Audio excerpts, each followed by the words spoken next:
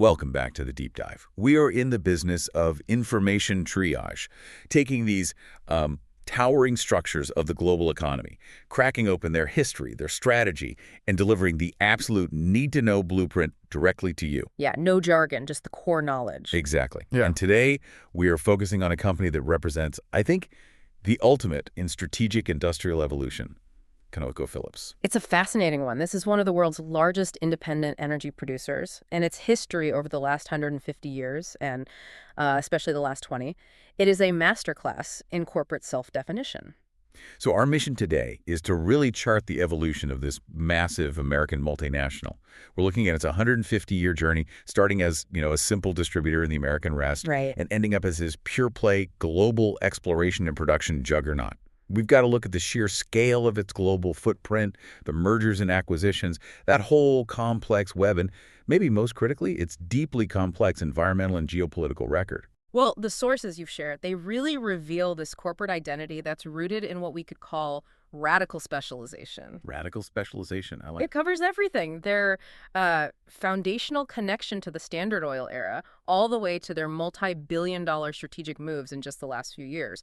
Our goal here is to quickly get you up to speed on how this E&P giant operates and why its decisions really do shape the global energy supply.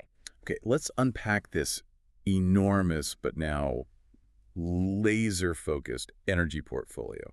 Because when you think of big oil, you often picture this whole vertically integrated structure, right? Sure, the whole chain. Drilling the oil, Yeah. shipping it, refining it, selling it at the pump.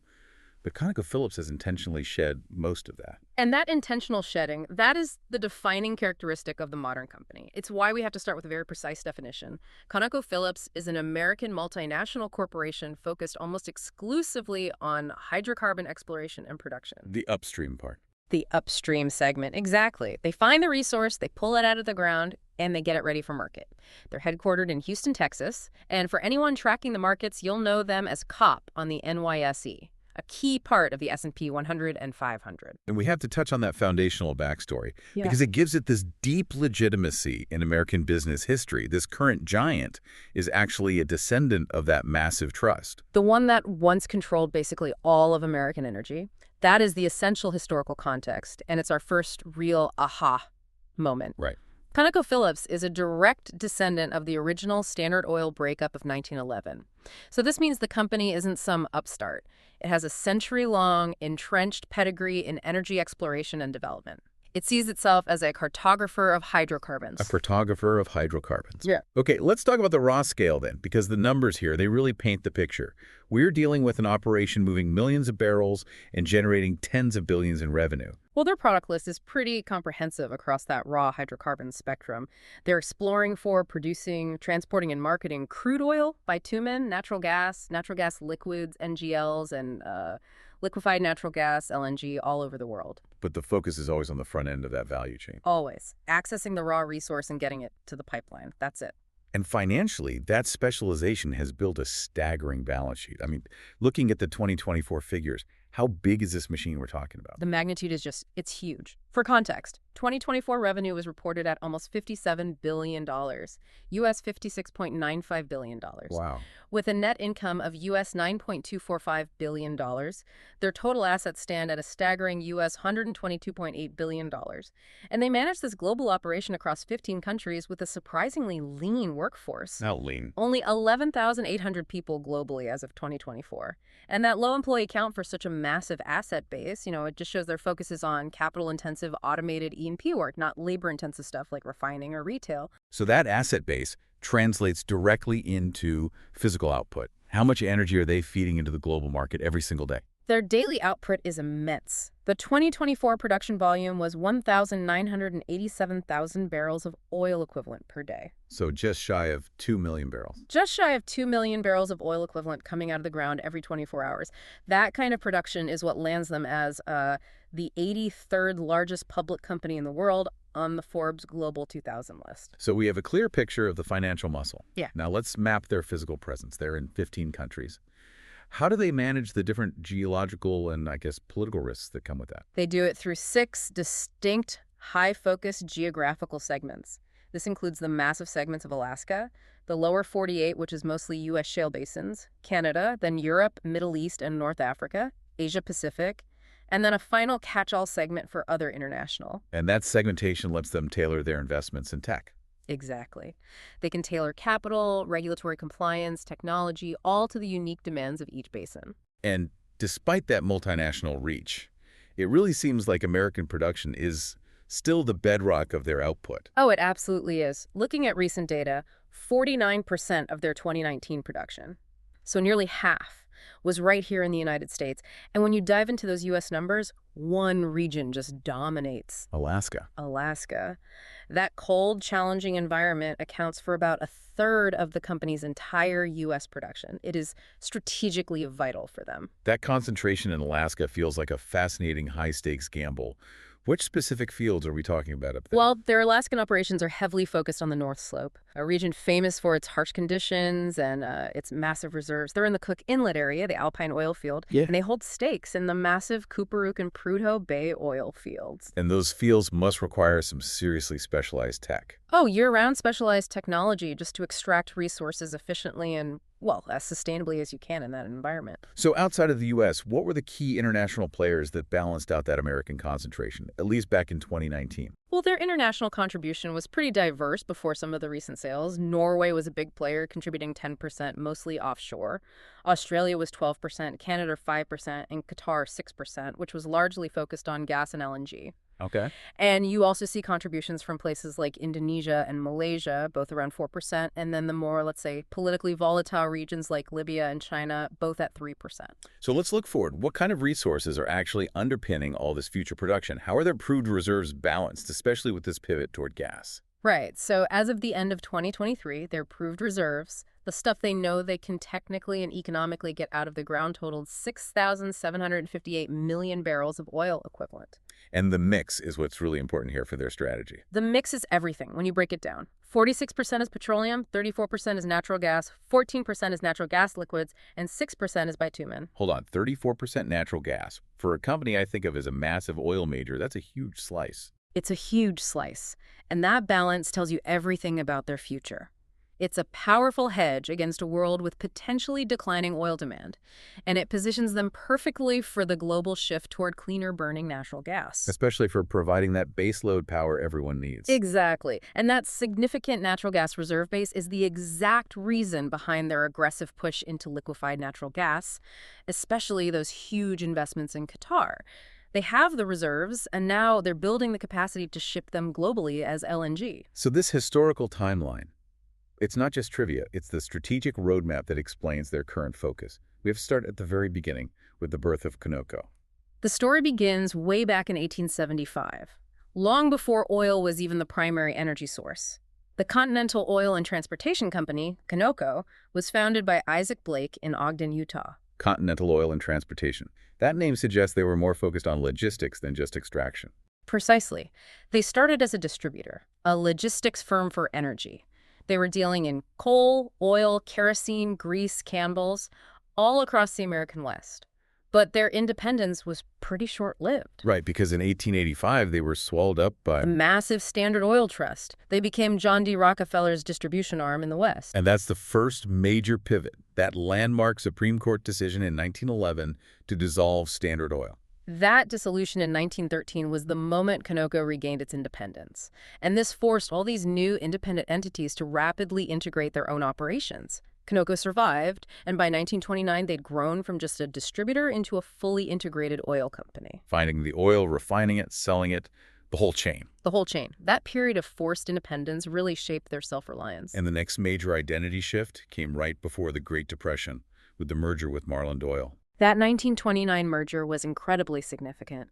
They merged with Marland Oil Company, founded by E.W. Marland, who was a true exploration pioneer. And beyond just expanding their footprint, this merger gave Conoco its branding DNA. The logo. It brought the famous red bar and triangle logo, which they used for 4 decades until they adopted the current red capsule logo in 1970. The company eventually moved its operations to the heart of the American oil industry. Yep, Conoco had been based in Ponca City, Oklahoma, but in 1949, the headquarters officially moved to Houston, Texas. And that move placed them firmly in the global energy capital. It was a signal they were shifting from a regional American player to an international operator. And there's still museums for both companies, which is a nice nod to their history. Yeah, the Conoco Museum in Ponca City and the Phillips Petroleum Company Museum in Bartlesville, it shows these deep roots. Okay, now let's fast forward to 2002, the mega merger that really created the modern entity, Conoco Inc., merging with Phillips Petroleum. Why did these two huge integrated U.S. oil companies feel they had to combine forces? Well, the merger on August 30, 2002, it wasn't just about getting bigger. It was about combining technical and financial capabilities to access resources that were previously unreachable. We're talking about mega projects here. Exactly. The whole industry was focused on mega projects. They needed the combined brain power and financial horsepower to tackle these incredibly complex, multi-billion-dollar projects, especially those involving remote natural gas supplies. Think deep-sea exploration or challenging Arctic environments. Scale was absolutely needed for technical survival. But combining two big corporate cultures, two headquarters, that rarely goes smoothly. And Oklahoma felt some real pain from this. That's a crucial side note. Phillips Petroleum was based in Bartlesville, Oklahoma, which was this huge center for technical expertise. The decision to select Houston as the combined headquarters was a major blow to Bartlesville. And the governor wasn't happy. No, Oklahoma Governor Frank Keating didn't mince words. He called the move regrettable, reflecting that loss of high-paying jobs and corporate visibility for the state. So they merged to become this integrated mega giant. Upstream, midstream, downstream, everything from the wellhead to the gas pump. But just 10 years later, they completely reversed course and performed, well, corporate surgery. Tell us about that 2012 spin-off that created Phillips 66. This is the critical moment. This is what defines the modern company and that theme of specialization. In July 2011, ConocoPhillips announced it was going to separate the upstream and downstream businesses. The core reason was that the stock market was undervaluing the combined company. The theory being that the downstream business was dragging down the value of the upstream business. Exactly. The steady, lower-margin business of refining and marketing was seen as dragging down the valuation of the higher-growth, higher-risk E&P business. So the separation was all about unlocking shareholder value. That was the goal. They believed that by creating two focused companies, each one could attract investors who were specifically interested in their unique risk and return profiles. And on May 1st, 2012, all the midstream, downstream, marketing, and chemical operations were spun off into the new entity, Phillips 66. Also in Houston. Also headquartered in Houston. And the final massive outcome of all this was? The outcome was a radically streamlined ConocoPhillips. It was now a pure-play E&P company solely focused on finding and extracting resources. This decision to abandon the pump, the refinery, the chemical plant, that is the lens through which you have to view every single move they've made since. So if that 2012 spinoff was the foundation, the specialization strategy, the decade since has been the construction of the building. Yeah, and what's fascinating here is just the sheer speed and scale of the portfolio reshaping. Aggressive sales to clear cash and focus, followed by highly targeted basin-specific acquisitions. This is a sharp, unwavering focus on E&P concentration. They're not chasing every resource. They're chasing the best, lowest cost, highest return reserves. Okay, let's briefly look at the period just before the split, that mid-2000s peak when they were still integrated. What did their growth look like then? The growth was focused on massive capital deployment. In 2004, they spent $2 billion investing in Lukoil, showing a global appetite for partnership. In March 2006, they acquired a German asset, a refinery. But the most significant move was acquiring Burlington Resources. That was a huge deal. A massive $35 billion in cash and stock in March 2006. That single acquisition added substantial North American and international exploration assets. Okay, so once the separation was done in 2012, the divestiture era began in earnest. And this wasn't selling off marginal land. This was a strategic cleansing of non-core assets. It was corporate surgery, performed over a decade. In 2012, they quickly sold the Trainer refinery, They also began this drawn-out process of divesting from Nigeria after 46 years of operations. They were pulling back from complex, high-risk regions where they didn't see generational reserve opportunities. And the pace of that divestment really picked up in the mid to late 2010s, with a massive focus on Canada and the North Sea. This is where the strategy became ruthless. In 2013, they sold Rocky Mountain assets for over $1 billion. But the biggest signal came in 2017 when they sold their interest in the Foster Creek Christina Lake Partnership and other Canadian gas assets to Cenovus Energy for a huge $13.3 billion. Selling oil sands interests high volume, but also high cost and environmentally. Tricky. That was a big strategic statement. It was the ultimate statement. They were shedding assets that required long lead times, massive capital investment, and came with high lifting costs and complex environmental mitigation. The goal after 2012 was to be nimble, quick cycle, high margin, and that meant shedding those long-term, high-cost holdings. And that sale alone had a huge impact on their reserves. A huge impact. Right. That sale, along with some U.S. natural gas fields, reduced their proved oil and gas reserves by nearly 30%. They voluntarily shrank their size to improve their quality. And they kept pulling back from other traditional offshore basins. That trend continued. In 2019, they sold their entire UK business in the North Sea for over $2.5 billion. Then in 2020, they sold Northern Australia assets to Santos for $1.39 billion. This aggressive, sustained selling cleared billions in cash and narrowed their operational footprint to just the most strategic basins in the world. Okay, now let's flip the script. Starting around 2020, they took all that cash and initiated a massive targeted acquisition spree, overwhelmingly focused on U.S. shale. The focus was surgical, almost entirely on the Permian Basin, the most prolific oil field in North America. In January 2021, they acquired Conoco Resources, a major Permian operator, for $9.7 billion. And this wasn't just buying land, this was buying inventory. Exactly. Proven, drilled, but uncompleted wells in premium drilling locations. And then they immediately doubled down. They did. In September 2021, they acquired Royal Dutch Shell's assets in the Permian for another $9.5 billion in cash. This just confirmed their commitment to being the dominant player in the U.S. lower 48. These weren't speculative bets. These were acquisitions designed to give them a decades-long inventory of premium drilling locations. Interestingly, though, they weren't entirely neglecting their international holdings. They had some big exploration success in Norway. That speaks to their simultaneous commitment to high-return exploration. In 2020, ConocoPhillips made the largest oil discovery for the entire year on the Norwegian continental shelf. How big? The size was estimated between 75 and 200 million barrels.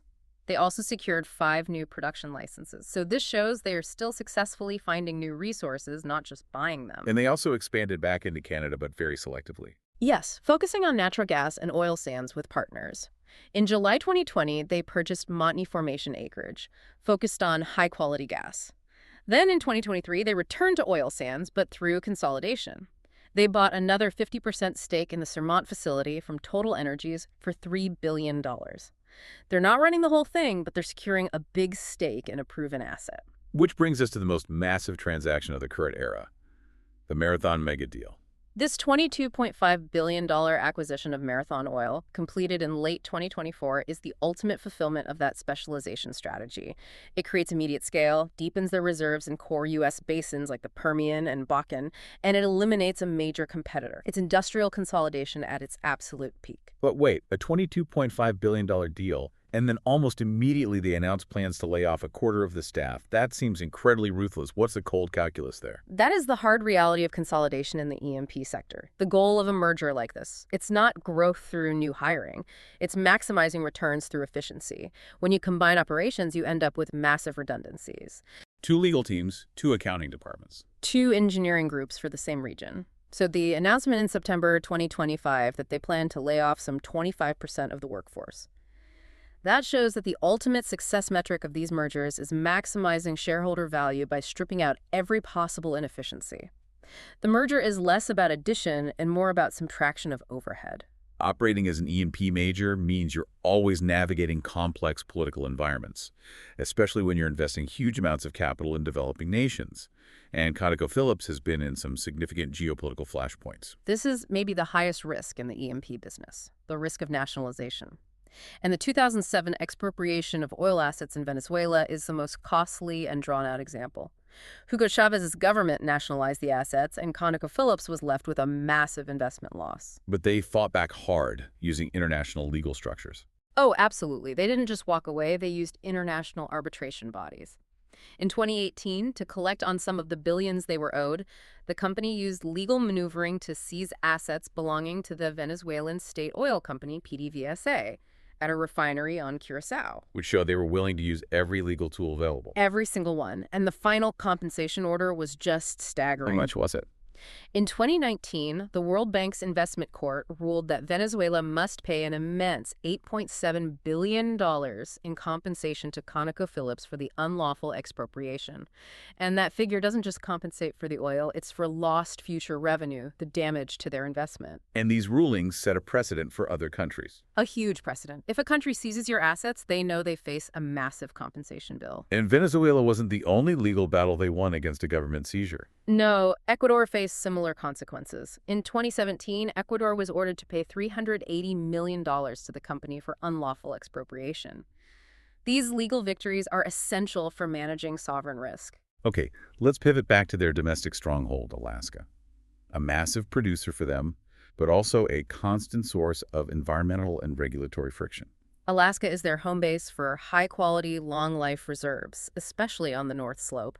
But operating there means direct interaction and sometimes conflict with local populations. In 2020, for example, their plans for new drilling were reported to directly impact the life of the 400 or so people in the native village of New Chute. And the political landscape of the U.S. government has been a significant back and forth. It's a classic tug of war. The company pushes hard for access, citing energy security. In 2023, the Biden administration gave them a major win by approving their request to drill in certain zones along the Alaskan coast.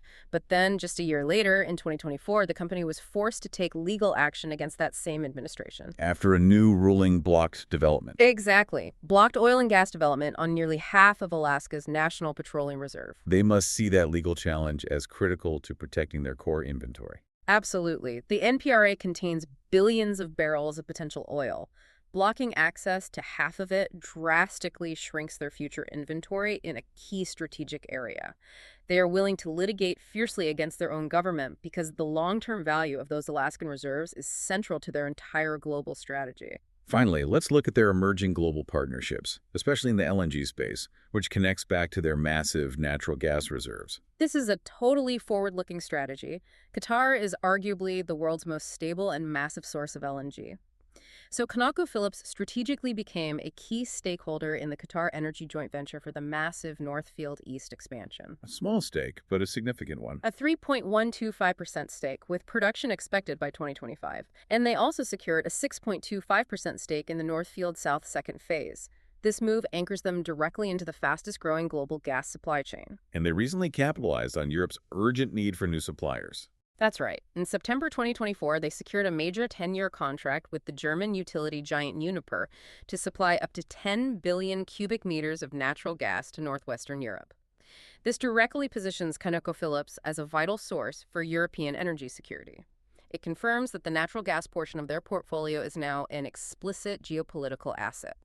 Operating at this global scale and focused entirely on hydrocarbon extraction, it obviously means facing intense scrutiny on their environmental ledger. And the company's record here is, well, it's complex. The scale of impact is immense. The data is pretty stark. ConocoPhillips was ranked as the 14th most polluting company in the world in 2019. From 1988 to 2015, they were responsible for almost 1%, 0.91% of total global industrial greenhouse gas emissions. And they also rank highly for domestic air pollution and have faced specific criticism over methane leakage. That's a critical point. In the U.S., they were ranked 13th among corporate producers of air pollution. And on methane, the main component of natural gas, a 2013 analysis, cited them as having the leakiest operations compared to their peers. And managing methane leakage is a key challenge for any gas producer. Okay, now let's look at their reported emissions trend, which on the surface suggests a major improvement between 2014 and 2020. The figures do show an impressive operational reduction. Their reported total CO2 emissions, that's Scope 1 and Scope 2, so emissions from their own rigs and purchased electricity, decreased from 27,700 kilotons in 2014 down to 16,200 in 2020. That's a reduction of nearly 42% in their direct operational footprint. He is. That sounds like a major positive accomplishment. But you mentioned a critical caveat. If they are an E&P company, where does the majority of their actual climate impact lie? The nuance is everything here. The crucial caveat is that this figure does not include Scope 3 end-use emissions. So the emissions from burning the fuel they sell. Exactly. The greenhouse gases released when the crude oil and natural gas they sell is finally burned by a customer. And since ConocoPhillips is a pure E&P firm producing billions of barrels of fuel, their Scope 3 footprint is arguably hundreds of times larger than their Scope 1 and 2 footprint combined. The reported reduction reflects better efficiency, but it sidesteps the fundamental business model. This inherent conflict is really reflected in their history of environmental commitments. They once appeared to be an industry leader calling for climate action, and then they quickly reversed course. That period was fascinating. In 2007, ConocoPhillips became the first major U.S. oil company to join the U.S. Climate Action Partnership. They were advising the government, including President Bush, that mandatory emissions caps would be necessary. They even announced plans to spend more on alternative energy. So if they were pioneers, what happened? Why did they abandon that commitment? The commitment proved pretty short-lived. ConocoPhillips withdrew from the U.S. Climate Action Partnership in February 2010. They did it at the same time as other major firms like BP and Caterpillar. This quick departure suggests that these commitments are heavily contingent on regulatory enforcement and the profitability of their core business. When the political will for mandatory caps wavered, the voluntary commitment was abandoned. And beyond climate policy, the company has a long history of paying out massive legal settlements for local contamination. Yeah, this speaks to the local impact of their operational history. One of the most famous incidents was in Ponca City, Oklahoma, from their old refinery operations. In 1990, the company agreed to pay $23 million to buy 400 homes and compensate families who blamed the refinery for cancers and other illnesses. And the contamination issues, they span the globe. They do. In 2011, a subsidiary in China was found responsible for major oil spills in Bohai Bay. Domestically, they faced a $39 million settlement with New Jersey in 2017 over widespread groundwater contamination linked to MTBE, a gasoline additive. And sometimes it's not just spills, but just failures in basic maintenance. That was the core of a significant lawsuit in California in 2015. They settled a suit for $11.5 million alleging violations going back to 2006. The failures were specific: poor maintenance of underground gasoline storage tanks, failing to maintain leak detection devices, things like that. And the domestic impact on communities has, at times, become a visible national story. Oh, absolutely. In 2019, they settled a lawsuit with homeowners in Oklahoma City who accused the company of polluting the soil and water so badly that, according to the complaints, trees and flowers just wouldn't grow. And that's where the Queer Eye story comes from. Yeah, it found its way into popular culture when star Bobby Burke spoke out against contamination in his hometown in Missouri, recounting that chemicals had polluted the water so much that people could actually light a glass of our water on fire. Wow, that's a shocking visual. It's a shocking visual representation of environmental damage, yeah. Given all these issues, it's really interesting that their performance metrics in the high-stakes Arctic are surprisingly strong. That's the classic paradox of the modern energy giant. While their total impact is massive, their operational standards in specific, highly regulated environments can be very high. In 2016, they were ranked 12th best on indigenous rights in the Arctic.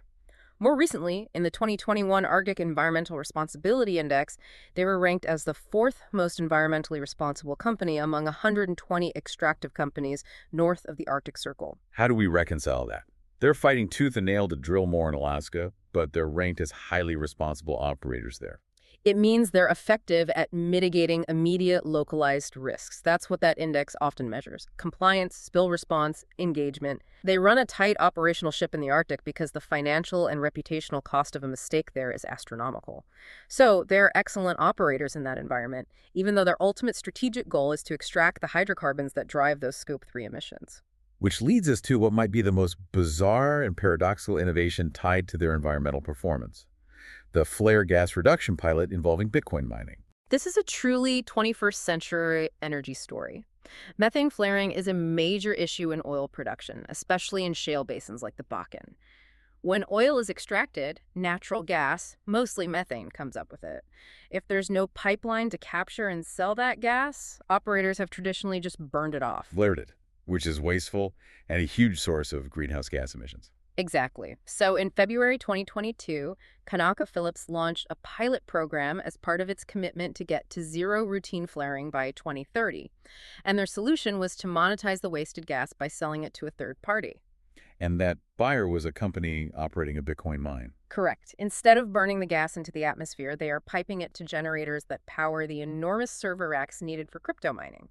From a narrow E&P perspective, this is a win. They eliminate flaring, they reduce visible emissions, and they earn revenue from a waste product. But this feels like a deeply confusing paradox. They're taking a severe environmental waste product, methane, and using it to power an activity that is famously defined by its staggering energy consumption. This is why the issue sits right at the intersection of economic efficiency and sustainability. The argument for the project is purely about abatement. Methane is 25 times more potent than CO2. So capturing it and using it to generate anything, even if that process generates CO2, is often considered environmentally preferable to just releasing raw methane. But the argument against it is that they are enabling a non-essential, energy-intensive activity at a time when the world needs to conserve energy. That's the heart of the critique. External data from 2021 and 2022 showed that global Bitcoin mining consumed more electricity than entire nations like Argentina or the Netherlands. Critics argue that by dedicating waste gas to this purpose, ConocoPhillips is implicitly subsidizing and validating the massive energy demands of crypto mining. It's a high-profile example of profit-driven solutions intersecting with and potentially complicating the global climate response. Okay, let's wrap up by looking at the leadership structure that has driven this radical transformation. Well, the chairman and CEO, Ryan M. Lance, has been the constant force, serving since 2012. He is the architect of this pure-play EMP strategy. And the board of directors reflects the need for guidance across a lot of different spheres. The diversity of the board is definitely intentional. It includes Admiral William H. McRaven, a retired U.S. Navy four-star admiral who brings expertise in global logistics and crisis management. They also draw on academic and regulatory insight, like Jody Freeman from Harvard Law School, and Richard Armitage, the former Deputy Secretary of the State Department, who ensures geopolitical connections remain a high priority. So, to summarize this entire complex journey, what are the key takeaways that define the modern ConocoPhillips? The core takeaway is specialization. The company's journey is defined by that 2012 separation of Phillips 66. And we have to emphasize the staggering speed and scale of recent M&A activity, the Concho deal, the Shell Permian assets, and the monumental $22.5 billion Marathon acquisition. This rapid capital deployment signals an aggressive, unwavering strategy of concentration in core, high-value areas like the Permian and Alaska. So if we connect this history to the bigger picture, what does the ConocoPhillips model tell us about the future of the energy industry? It tells us that the future of major energy firms is industrial consolidation driven by efficiency. The history of ConocoPhillips demonstrates precisely how massive energy companies use aggressive M&A, regardless of economic turbulence, to continuously sharpen their focus on specific, high-quality basins. They shed the operational complexity of logistics and refining to become masters of finding and extracting only the most profitable oil and gas. And that specialization continues to push the boundaries of what's considered environmentally acceptable or strategically sound. Absolutely. Their operational decisions, like that Bitcoin pilot, are laser-focused on efficiency and maximizing returns from everything they extract, even waste products. Okay, final thought for you then. Considering ConocoPhillips' status as a massive contributor to global emissions on one hand, and its experimental approach to utilizing methane waste gas for high-consumption activities like Bitcoin mining on the other, how do you see the definition of sustainability evolving within the modern energy sector? When efficiency and profit can turn a dangerous pollutant into fuel for the world's most energy-intensive consumer, does that economic justification qualify as a meaningful environmental solution? Or does it simply represent a new kind of moral hazard? We'll leave you to mull that over. Until next time, keep digging deeper.